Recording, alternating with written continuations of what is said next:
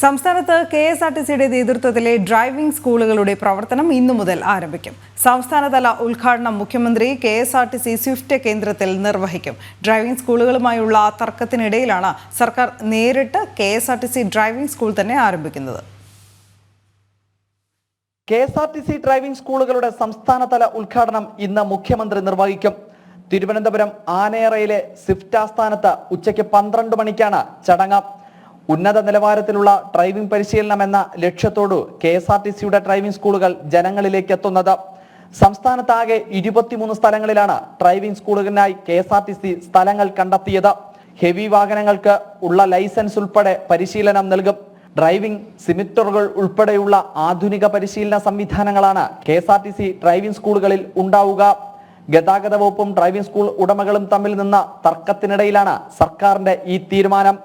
Driving school ഉടമകളുമായി ചർച്ചയ്ക്ക് ഗതാഗത വകുപ്പ് തയ്യാറായെങ്കിലും പ്രഖ്യാപിച്ച കെഎസ്ആർടിസിയുടെ ഡ്രൈവിംഗ് സ്കൂൾ നടപ്പിലാക്കി സർക്കാർ പിന്നോട്ടില്ലെന്ന നിലപാട് വ്യക്തമാക്കുകയാണ്.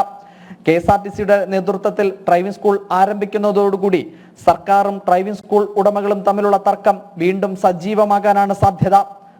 അഖിൽ പാലോട്ടുമഠം, ജനം, തിരുവനന്തപുരം.